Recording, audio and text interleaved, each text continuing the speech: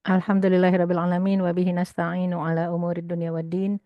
Allahumma salli wa sallim wa barik ala sayyidina Muhammad wa ala alihi wa sahbihi ajma'in wa man tabi'ahum bi ihsanin ila yaumiddin.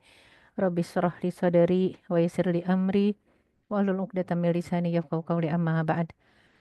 Alhamdulillah hadirat yang dirahmati Allah Subhanahu wa taala.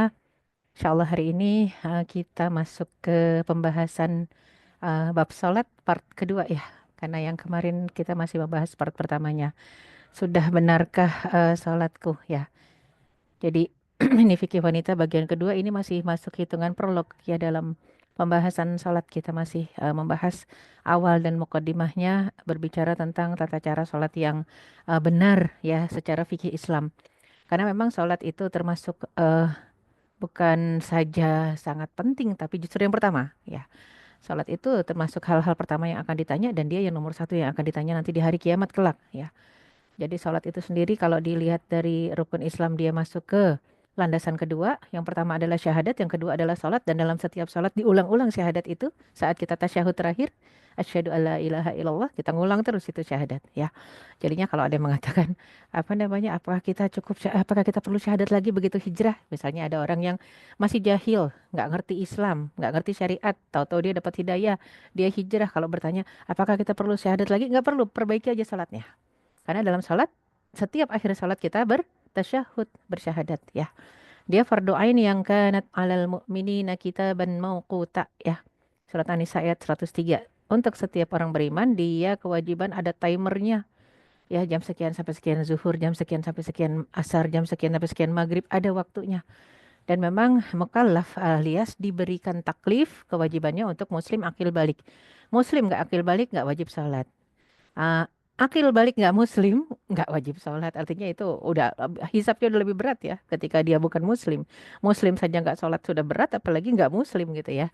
Dan kalau disebut kewajiban yang fardu ain nggak bisa diwakilkan sama kepada orang lain ya, artinya kalau zakat kita mati masih ada yang bayarin hutang ya, hutang juga gitu kepada manusia, kita wafat bisa, tapi kalau sholat bisa dibayarin nggak, tergantung alasannya. Ketika dia sakitnya parah, yang dia sebenarnya Mas karena tidak hilang sadar tapi dia udah nggak mengerjakan karena nggak ngerti caranya, maka keluarganya itu masih bisa ya membantu dia kalau memang dia nggak ngerti caranya. Tapi kalau untuk orang yang paham sholat itu kewajiban per timer, dia tidak pingsan, dia tidak koma, tiba-tiba dia sakit, dia bilang nggak mau, males, habis saya pipis pakai kateter, saya nggak mau sholat, padahal dia ngerti sholat itu wajib, maka itu nggak bisa digantikan oleh siapapun juga sholatnya. Makanya penting buat kita untuk memahami tata caranya.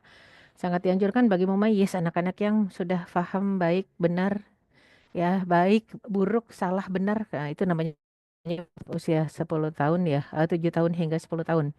Kalau sudah 10 tahun ke atas dia sudah prabalik ya. Pas prabalik nanti kalau sudah masuk masa balik maka dia sudah kena kewajiban ya. Nah, kalau pasca balik itu namanya orang sudah pemuda, sudah dewasa.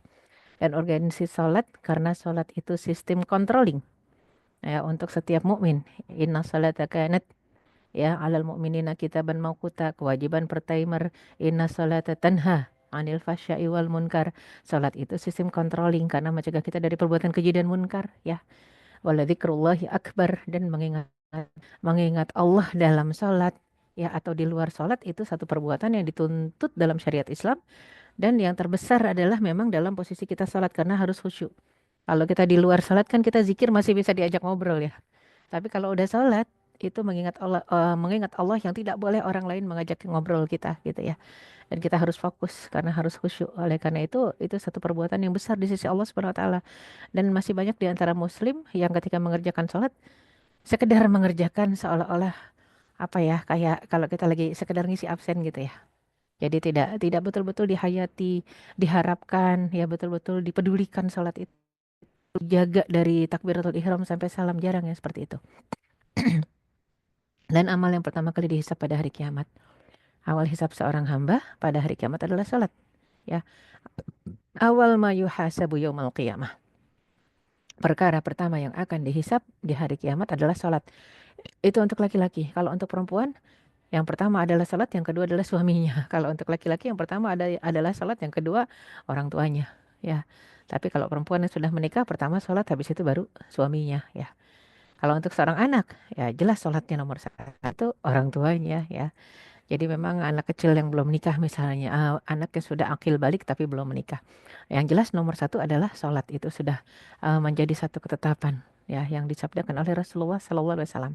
Kalau sholatnya baik maka hisab seluruh perbuatan akan baik. Tapi kalau nilai sholatnya buruk, hisabnya jelek, semua perbuatan walaupun bagus akan ikut ya standar penilaian sholat itu yang susah.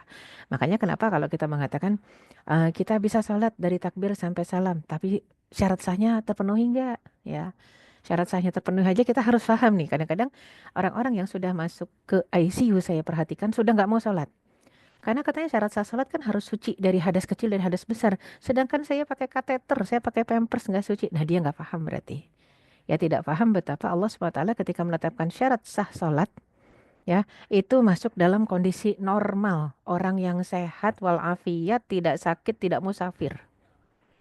Jadi kalau udah dalam musafir, kondisi sakit parah, kondisi yang memang sekujur tubuh isinya najis, apa contohnya? Peperangan. Dalam kondisi peperangan kita baru bunuh orang, ya. Musuh mau bunuh kita, kita ngelak, berkelit, pedangnya nusuk dia, dia yang mati, kecipratan darahnya ke kita. Apakah darah najis? Sepakat darah najis. Ya darah manusia lagi, sepakat najis. Gak bisa membersihkan badan orang dalam kondisi peperangan, wajib sholat gak? Tetap wajib sholat. Ya, jadi kalau kita sebutkan menutup aurat, nah menutup aurat itu syarat sah sholat. Kalau nggak nutup aurat nggak sah sholatnya. Tapi kalau terdampar nih Imam Asy-Syafi'i menceritakan ada seseorang yang terdampar. Dia naik kapal lautnya karam, terdampar di pinggir pantai di sebuah pulau dalam kondisi tidak memakai pakaian sehelai pun. Karena namanya orang terdampar, ingat tsunami. Ketika tsunami itu jasad-jasad, mayat-mayat bergelimpangan. Ada yang pakaiannya utuh, ada yang sudah nggak pakai baju, nyangkut di atas pohon, nyangkut di bangunan. Karena terombang-ambing dengan luka-luka, mungkin tersayat-sayat segala macam yang ada di lautan, ya. Kemudian terdampar di pinggir pantai tanpa sehelai kain pun. Wajib salat nggak? Tetap wajib salat. Ya, duduknya bersimpuh, ya. Dan ketika disebut duduknya bersimpuh, kayak kita lagi duduk di antara dua sujud, ya. Tangan harus di atas begini aja, nggak boleh bangun, nggak boleh berdiri, duduk begitu. Nggak ada ruku, nggak ada sujud, tetap wajib salat. Menghadap ke arah yang dia yakin aja, dia pasti nggak tahu arah kiblat, dia nggak tahu utara, selatan, barat, timur, dia nggak tahu. Pokoknya mana yang diyakini dia begini saja, tanpa ruku, tanpa sujud, dan dia wajib salat. Itu Imam Asy-Syafi'i mengatakan seperti itu. Mengartikan apa? Ini perbuatan, satu amal perbuatan ibadah yang tidak bisa ditinggalkan apapun alasannya kecuali pingsan ataupun koma. Gak pakai baju aja dalam kondisi. Nah, yang aneh kalau dalam kondisi kita tidak darurat. Bukan kondisi kecelakaan, kondisi musibah, kondisi tsunami, kondisi tenggelam, kondisi terdampar. Bukan kondisi sakit di ICU. Normal, sehat walafiat, nggak sholat. Alasannya, aduh maaf nggak bawa mukena sih. Jadi nggak bisa nutup aurat. Itu alasan yang aneh gitu ya. Alhamdulillah di setiap musola, masjid sekarang sudah banyak mukena-mukena yang dipinjamkan. Jadi nggak ada alasan lagi ya. Jadi memang penting buat kita untuk memahami fikih nggak cuma sekedar bicara kulitnya.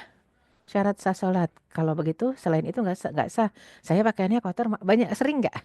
Nggak denger, saya bajunya kotor, saya nggak sholat. Ntar aja sampai rumah. Akhirnya gara-gara bajunya terkena najis, dia nggak sholat. Padahal sampai rumahnya kapan? Mungkin 10 jam lagi, sudah 2, 3 waktu sholat terlewati. Apakah dia bisa menjamin usianya sampai ke 2, 5, 6, 7, 8 jam lagi? Nggak ada yang jamin. Ya, artinya apa? Allah SWT sudah memberikan rukhsah keringanan buat orang yang musafir. Maka 4 rakaat diringankan jadi 2. Namanya qasar. Buat orang yang sakit, tapi dia nggak kemana-mana, nggak keluar rumah, di rumah aja. Maka yang namanya sholat tidak boleh dikosor, tapi boleh digabung. Namanya jamak. Ya, jadi memang eh, empat zuhur dengan asar, 3 dengan 4, maghrib dengan isya. Itu jamak namanya. Untuk orang yang sakit di rumah saja nggak ada temennya, mau bolak-balik ke kamar mandi dia takut kepleset, ya. Ya udah dia tayamum dan sholat digabung. Dia tidur lagi habis itu nenek-nenek, kakek-kakek yang sendirian, ya. Oleh karena itu kita bicara syarat sah salat ini untuk orang yang sehat. Sebagaimana rukun salat yang namanya ruku harus begini dan sujud harus ke bawah, itu untuk orang yang sehat. Kalau untuk orang yang sudah sakit, kakinya nggak bisa ditekuk, lagi keseleo atau bahkan retak, patah, ya nggak namanya ruku, sujud harus begini, sujud aja di kursi, ya. Itu rukun sholat. Artinya apa? Ad-darurah tubihul mahzurah. Kondisi darurat itu membolehkan yang dilarang sekalipun di dalam Islam. Yang tadinya dilarang akhirnya ya udah deh dibolehkan, kondisinya darurat ya. Namanya kondisi darurat sampai membolehkan apa-apa yang sebenarnya nggak boleh ya. Jadi itu kondisi. Makanya jangan yang akhirnya kita kondisi normal ingin daruratkan diri, itu yang nggak boleh. Jadi syarat sah salat yang pertama, tahu tahu masuknya waktu salat. Udah tahu tuh maksudnya udah denger azan. Kalau nggak denger azan pun kayaknya kita udah sibuk banget sampai nggak kedengeran azan. Ayo lihat jam. Ya, lihat jam, lihat jam, lihat. Ya, waktu salatnya udah masuk, udah yakin masuk, jangan aduh kayaknya kurang 5 menit. Jangan salat kalau kayak begitu. Kalau pakai kayaknya. Yakinkanlah sudah lewat setengah jam baru salat.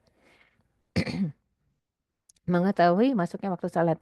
Yang kedua, suci dari hadas kecil dan hadas besar. Ya, dalam kondisi normal. Rasul mengatakan la salata fi imsakis natain. Tidak sah salat dalam kondisi menahan-nahan. Nahan apa? Nahan dua hal. BAB, BAK.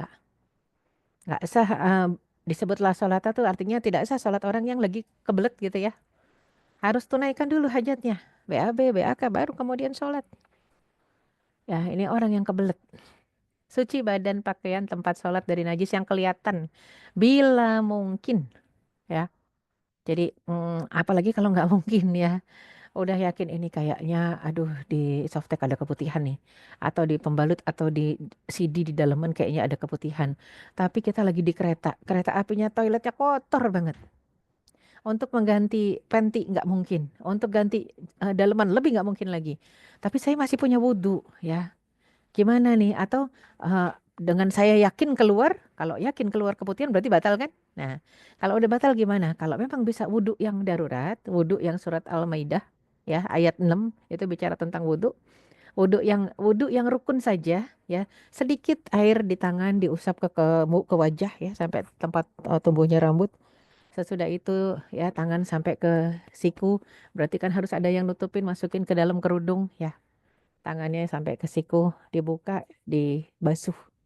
Ya itu kalau di kereta nggak diomelin di tempat duduk. Tapi kalau kira-kira diomelin, ya sudah tayamum. Tapi di dalaman masih ada keputihan, nggak apa-apa. Itu ma'fu anhu. Ya, nggak bisa diganti, nggak apa-apa. Yang penting tayamum. Kalau bisa wudhu tadi ya, wudhu yang rukun saja di surat Al-Maidah ayat 6, itu yang rukun saja 5. Pertama niat. Kedua, basuh muka, wajah 1 kali. Ya, ketiga, basuh tangan kanan sekali, basuh tangan kiri sekali. Sampai ke siku. Yang keempat, usap. Apa beda basuh dengan usap? Kalau basuh di tangan harus ada air ngembeng. Tapi kalau usap tangannya cukup basah, nggak usah ngembeng air, diusap. Luar kerudung begini saja, ya. Selesai sekali, sama usap kaos kaki kita bagian atas. Usap sekali kanan, sekali kiri, ya. Jadi diusap atasnya saja udah selesai. Duduk yang manis di kereta, salat, ya. Jadi betapa syariat Islam itu mudah. Manusia nggak boleh berkreasi untuk mempermudah lagi. Tidak, memang sudah mudah. Mudah yang sudah ditiru dan dicontohkan. Ditirukan, dicontohkan. Ya oleh Rasulullah SAW. Menutup aurat. Menutup aurat tadi sudah kita bahas kasusnya orang yang terombang-ambing terdampar di pantai ketika kapalnya karam, kata Imam Asy-Syafi'i. Tetap wajib sholat. Tapi kalau di kondisi lapang begini boleh nggak? Kondisi lapang, kita bisa pakai mukena, kita bisa cari sarung, kita bisa cari apa saja untuk nutupin aurat. Tiba-tiba kita mengatakan, saya sholatnya pakai pendapat Imam Syafi'i aja deh untuk kondisi orang terdampar di pantai itu. Jadi nggak pakai apa-apa, ataupun ya saya sholatnya pakai tangan pendek gitu. Ini perempuan nih ya, sholatnya nggak pakai kerudung. Kenapa? Yang penting kan gitu aja boleh kok kalau terdampar. Itu kalau terdampar. Kalau dalam kondisi normal, tutup rapat. Menghadap kiblat, judulnya kalau tahu. Kalau tahu dan kalau ada tempat orang untuk ditanyakan gitu ya. Jadi harus ditanyakan, harus bertanya kalau nggak tahu. Kecuali semua orang nggak tahu, maka yakinlah ke satu arah yang kita memang ngerasakan mungkin itu kiblat gitu ya. Itu tadi kita bicara tentang syarat sah. Adapun rukun sholat. Ya, rukun sholat itu niat takbiratul ihram. Jadi ingat, rukun itu sesuatu yang ketika kita mengerjakannya kurang 1 poin saja, maka tidak sah sholatnya. Ya. Jadi ibarat kata kita sudah mengerjakan semua rukun. Tapi syarat sahnya juga kurang. Misalnya, kita sholat sudah sampai salam, begitu salam, assalamualaikum, assalamualaikum, azan zuhur. Allahu Akbar. Ya, tadi saya tes sholat zuhur sebenarnya. Tapi begitu salam baru azan ternyata. Karena kita nggak tahu jam gitu ya. Misalnya karena sebenarnya di daerah yang lebih ke barat lagi. Kalau ke timur kan udah lebih dulu, ke barat lagi maka lebih lambat setengah jam. Di Jakarta biasanya jam gitu sudah sholat. Kita ikutin waktu Jakarta. Sampai sana ternyata setengah jam lebih lambat. Gimana? Wajib mengulang, nggak ada pilihan. Jadi tadi yang udah kita kerjakan sholat itu terhitung sebagai sunnah. Harus ngulang lagi ya. Kenapa? Karena belum masuk syarat sahnya. Itu yang penting untuk diperhatikan. Adapun rukun sholat yang nggak boleh. Jadi kalaupun syarat sah, jadi gini. Kalau rukun tercapai, syarat sah tidak tercapai, nggak sah juga sholatnya. Kalau syarat sah, nih misalnya syarat sahnya tercapai semuanya. Tiba-tiba di antara rukun ada yang tidak kita nggak pakai, yang kita nggak pakai betul-betul tanpa alasan. Contoh, berdiri pada sholat fardu. Kita sholat fardunya duduk, itu harus ada alasannya dulu kenapa duduk. Kalau bisa berdiri, wajib berdiri. Ya, kalau nggak bisa berdiri, maka duduk. Jadi itu harus ada pilihannya. Kalau di rukun ini dikerjakan semua itu bukan pilihan, harus betul-betul dikerjakan. Ya, artinya mengerjakan semua rukun saja bisa jadi nggak sah kalau syarat sahnya tidak tercapai. Mengerjakan sholat dengan memenuhi syarat sah, tapi rukunnya nggak dikerjakan, itu lebih lagi nggak sah. Ya, artinya dua hal ini harus dikerjakan semuanya. Ya, jadi dikerjakan semuanya, cuman kalau untuk rukun masih ada negosiasi masalah posisi saja. Ruku yang nggak harus berdiri, sujud yang nggak harus sujud itu, ruku nggak harus dalam kondisi berdiri kita begini, tapi kita dalam kondisi duduk di pesawat, ya, rukuknya agak nunduk sedikit dan sujud agak lebih nunduk lagi daripada ruku. Jadi ada sifatnya lebih lentur ya, lebih permisif dengan catatan ada kondisi-kondisi yang membuat kita tidak bisa melaksanakannya secara sempurna. Di beberapa pesawat, contohnya yang saya tahu sih pesawat Saudi ya, itu disediakan space untuk sholat. Tapi kalau pesawat yang lain enggak. Artinya ketika disediakan space untuk sholat, maka yang laki-laki harusnya sholatnya berdiri. Kenapa yang laki-laki? Ya kalau perempuan susah, space-nya hanya untuk 2 orang. Space untuk 2 orang itu mau ngantri satu pesawat yang jumlahnya 200 orang susah ya. Jadi hanya untuk, jadi artinya apa? Sebagian yang lain harus mengambil rukhsah ya. Ruku, bangkit ruku, berdiri, lurus, i'tidal, semuanya harus dikerjakan dengan tumak ninah, dengan tenang, nggak boleh tergesa-gesa. Begitu juga sujud dan duduk di akhir, duduk di antara dua sujud juga ya, dengan tumak ninah. Sujud lagi, kemudian duduk untuk kemudian bangkit. Itu kalau memang untuk sholat-sholat yang rakaatnya 3 dan 4. Tapi ada yang duduk langsung, duduk akhir sambil membaca tasyahud, memberi salam. Kenapa duduk awal tidak disebutkan sebagai rukun? Duduk rakaat kedua untuk sholat yang 3 rakaat dan 4 rakaat itu namanya tasyahud awal. Tasyahud awal bukan rukun. Artinya apa? Kalau kita lupa, nggak apa-apa, sholatnya tetap sah. Boleh di cover dengan sujud syahwi ya, kalau mau sujud syahwi. Tapi kalau sujud syahwinya juga lupa, nggak masalah. Itu kan sunnah sujud syahwi ya. Nggak masalah kalau masalah tahiyat pertama kelupaan, nggak apa-apa. Ya dia bukan rukun sholat. Ya, kemudian memberi salam. Kalau kita lihat di antara rukun sholat di sini membaca Al-Fatihah. Kok nggak ada baca iftitah? Karena iftitah juga bukan rukun sholat. Iftitahnya bukan rukun sholat ya. Jadi iftitahnya itu masuk kepada apa? Sunnah dalam sholat. Jadi kalau kita lihat beberapa tayangan sholat langsung ya, seperti kalau yang punya tayangan tawaf di Mekah gitu ya, siaran langsung dari Masjidil Haram, itu kan kalau waktu sholat langsung tuh ya, waktu sholat yang kedengeran kayak maghrib, isya, subuh. Imamnya itu kalau sudah dikomatkan ya, qad qamatis shalah, qad qamatis shalah, Allahu Akbar, la ilaha illallah. Imamnya langsung bangun. Allahu Akbar. Alhamdulillahirabbil alamin. Langsung alhamdulillahirabbil alamin. Jadi memang nggak ada lagi iftitah. Bahkan kalau di sana bismillahnya udah di dalam hati gitu ya. Kalau kita Imam Syafi'i memang bismillahnya dijaharkan. Bismillahirrahmanirrahim. Kalau di sana bismillahnya dalam hati. Ya Allahu Akbar. Alhamdulillah itu udah bismillah dalam hati ya, jadi tidak dijaharkan. Nggak masalah ya, tidak masalah untuk itu. Cuman yang jelas harus Al-Fatihah. Adapun iftitah sunnah dan juga ya kalau kita bicara tentang salat-salat sesudah Al-Fatihah itu bebas mau baca salat apa surat apa saja. Dan kalau nggak baca surat boleh nggak? Boleh, dia bukan rukun. Langsung habis Al-Fatihah untuk orang yang sedang ditunggu oleh pesawat terbang ya atau kereta sudah mau berangkat habis Al-Fatihah langsung ruku Allahu Akbar boleh ya. Itu pentingnya untuk mengetahui tata cara sholat, rukun sholat, syarat sah sholat ya dengan detail. Kenapa? Agar eh, kita ketika mengerjakan sholat dengan ilmu. Jadi nggak ketakutan, nggak tergesa-gesa, nggak santai-santai main-main ya. Ada yang dibolehkan, ada yang dilarang saat sholat. Mengucap tasbih dan takbir ya. Contoh nih, lagi sholat tiba-tiba imamnya lupa. Kita boleh mengatakan subhanallah. Apalagi kalau imamnya sama-sama perempuan. Kalau laki-laki sama laki-lagi juga boleh begitu mengatakan subhanallah. Imam sama-sama laki-laki. Takbir, contoh nih lagi sholat tiba-tiba gempa. Apa yang kita ucapkan kalau lagi sholat tiba-tiba gempa? Mau dibatalkan, menyelamatkan diri boleh. Tapi ada juga yang bertahan. Paling Allahu Akbar, Allahu Akbar, Allahu Akbar. Nggak batal itu ya. Tasbih, takbir, Allahu Akbar nggak batal. Karena memang takbir apalagi kan setiap intikal perpindahan gerak juga kita bertakbir Allahu Akbar ya. Ada yang subhanallah, subhanallah, subhanallah. Ada yang baca itu ketika misalnya lagi sholat tiba-tiba gempa ya. Dan juga memberi isyarat.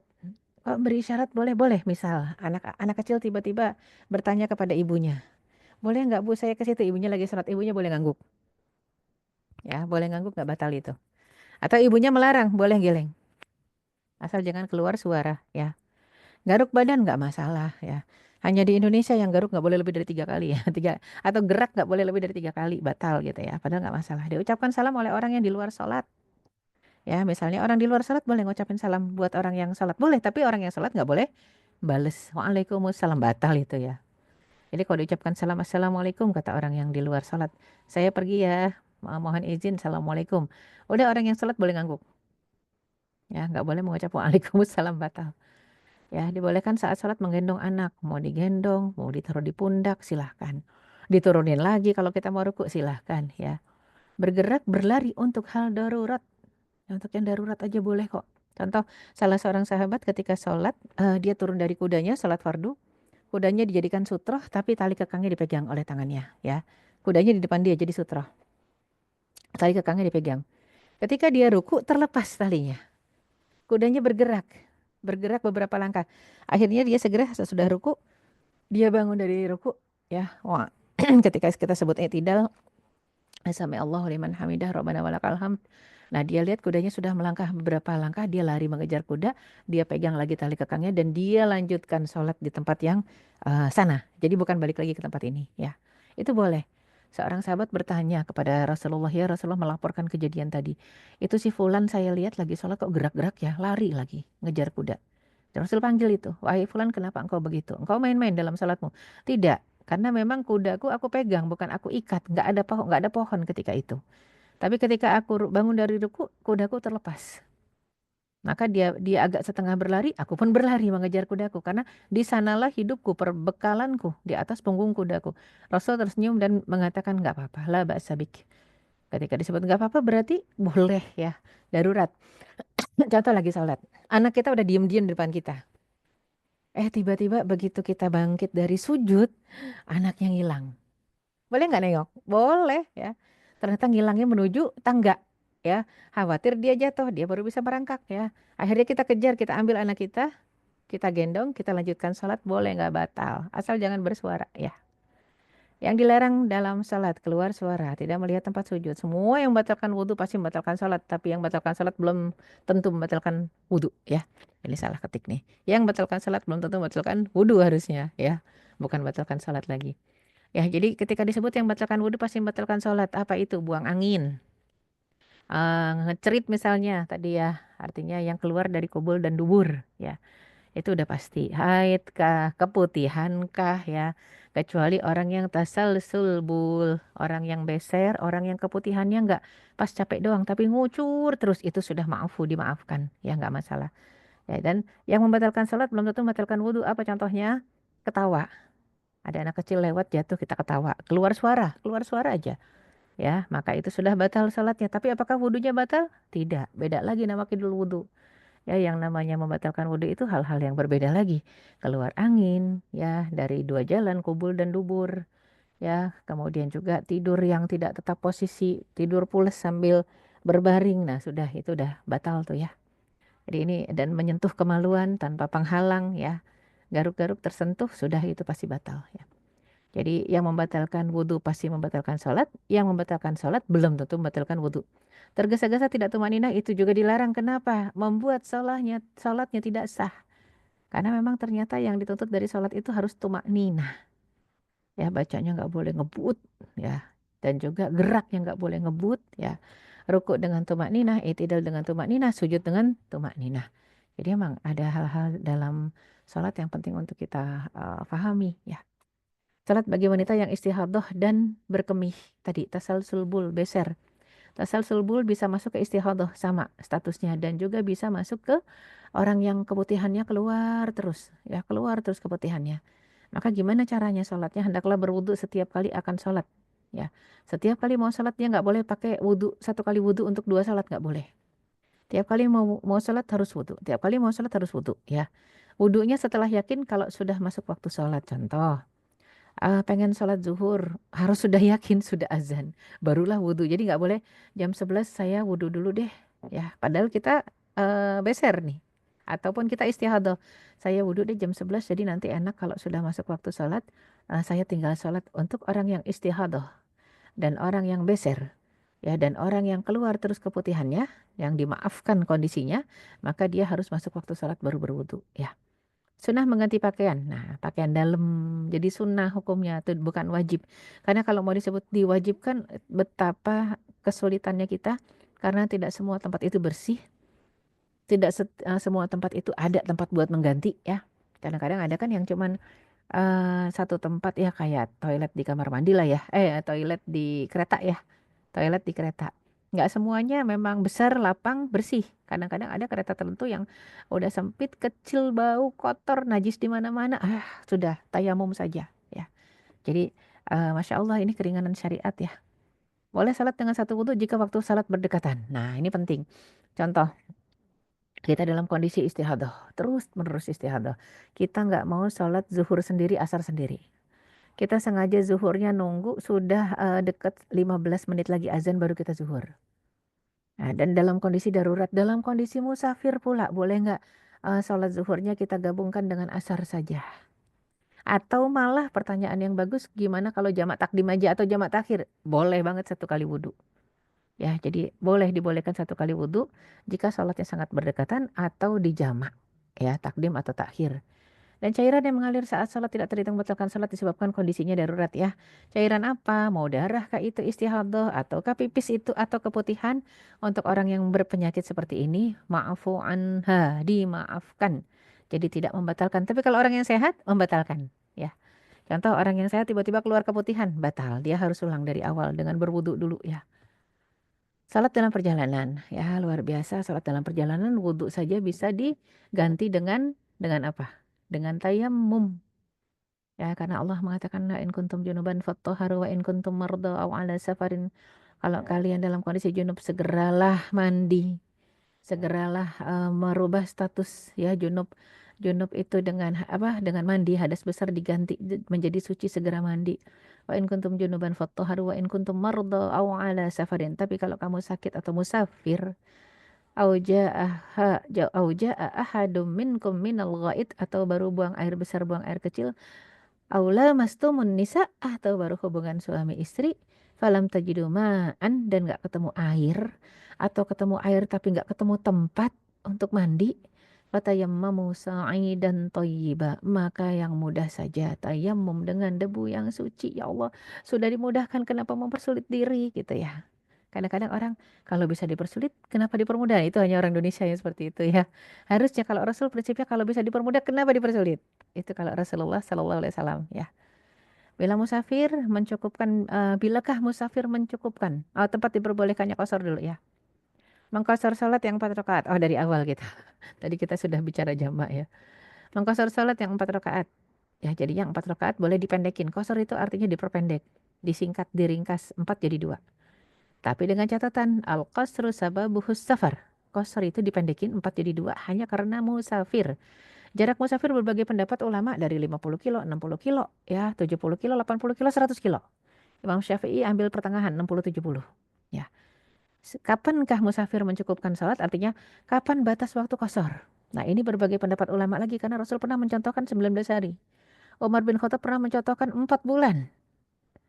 Di qasar, di jamak itu pernah. Ya, karena musafirnya belum selesai. Kalau orang Indonesia kadang-kadang ngambil 3 hari aja ya. Jamak jamak qasar 3 hari. Nggak masalah, nggak masalah. rukhsah nggak diambil juga nggak masalah. Cuman ada hadis lain yang mengatakan innallaha yuhibbu an yu'ta rukhasahu. Allah SWT sangat suka sekali kalau rukhsah yang dikasihnya ini diambil oleh hamba-hambanya. Menandakan hambanya itu nggak keberatan, nggak sombong, nggak sok kuat gitu ya. Ini kan musafir. Kama yuhibu an yu'ta azaimahu. Sebagaimana Allah juga sangat suka kalau hambanya ini mengambil yang azaim, azimah. Azimah itu artinya udahlah nggak ngambil rukhsah. Betul-betul ngambil azimah, ngambil yang saklek aturan baku. 4 rakaat zuhur, 4 rakaat asar di waktunya, 3 rakaat maghrib di waktunya. Silakan aja kalau sanggup. Tapi ingat Allah lebih suka kalau musafir rukhsahnya dipakai gitu ya. Dalam kondisi darurat rukhsahnya dipakai ya. Salat sunnah dalam perjalanan boleh, nggak ada masalah. Tapi namanya sunnah ya sunnah, jangan jadikan wajib. Dan Rasulullah SAW selalu menjaga sunnah itu kalau dalam perjalanan untuk salat witir dan duha. Duha 2 rakaat dan witir walau 1 rakaat Rasul tidak pernah tinggalkan. Safar bepergian pada hari Jumat itu juga ya menjadi sunnah buat Rasul. Dan Rasul suka mencontohkan sesuatu yang sangat ringan. Contoh bertiga musafir ketika Jumat ya. Maka ketika bertiga saat musafir itu sampai ke tengah padang pasir dan masuk waktu sholat zuhur, ada kalanya Rasul langsung menunjuk salah seorang menjadi khatib, khutbah.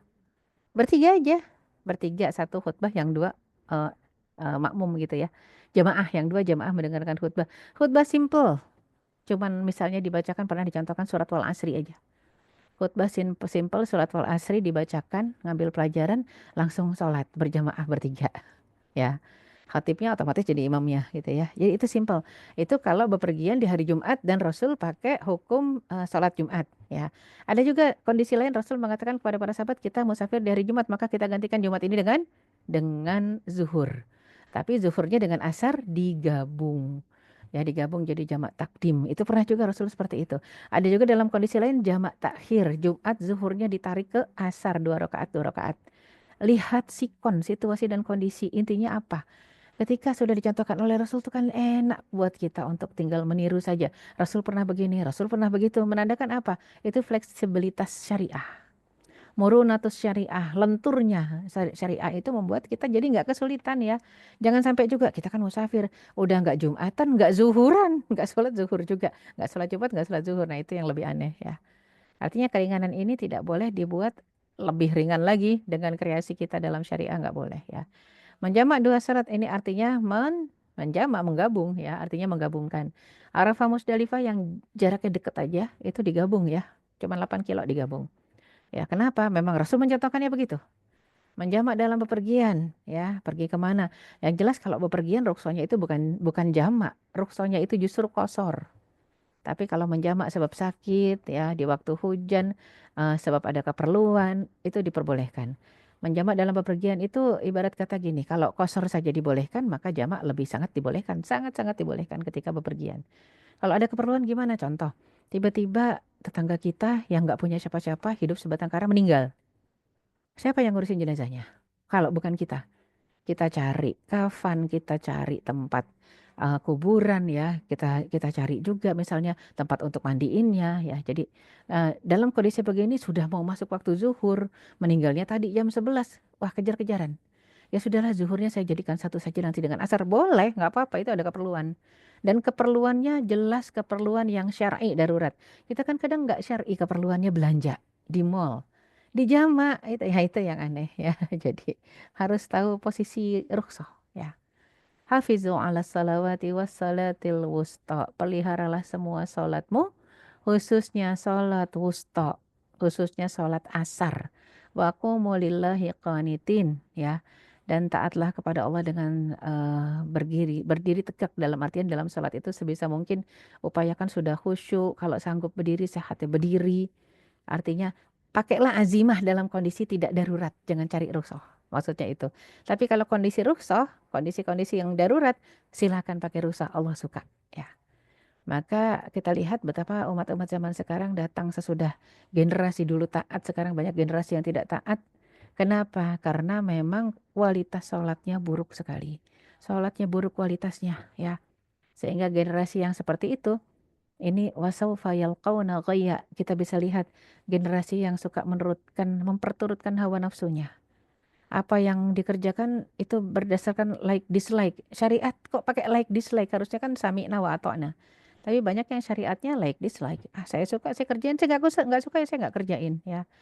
Maka yang kayak begini orang-orang yang wattaba'u hawahu, fakana amruhu furuta. Orang-orang yang memang mengikuti hawa nafsu maka ujungnya adalah kesesatan. Kalau sudah sesat ya masuk neraka. Na'udzubillah min dzalik. Semoga Allah SWT membantu kita, membimbing kita ya terus dalam hidayahnya agar kita bisa terus melakukan sholat dan mengupayakan kualitas sholat yang bagus dengan menjaga rukunnya, menjaga syarat sahnya, menjaga sunnah-sunnahnya. Itu harapan kita. Dan semoga Allah SWT menyelamatkan kita dari fitnah akhir zaman ya.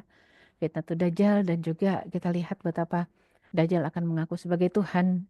Saat itulah manusia sudah menyembah Dajjal dan tidak menyembah Allah Subhanahu wa taala. Naudzubillah min dzalik. Makanya kenapa salat inilah ya satu barometer yang sangat sangat sangat utama, yang mau ya cari menantu tanya salat enggak gitu ya, salat 5 waktu atau tidak. Yang mau cari suami tanya salat 5 waktu atau tidak gitu ya. Nomor satu tanya salatnya. Kedua, ketiga, keempat silahkan dia mengkonsumsi yang haram atau tidak, mengkonsumsi yang makruh atau tidak. Ya, sehingga berawal dari sholat, semoga sholatnya jadi sistem controlling bagi dirinya. Karena sholat itu tanha anil fasyai wal munkar, mencegah kita dari perbuatan keji dan munkar. Wallahu a'lam bishawab. Aku qouli hadza wa astaghfirullahi wa lakum. Wassalamualaikum warahmatullahi wabarakatuh.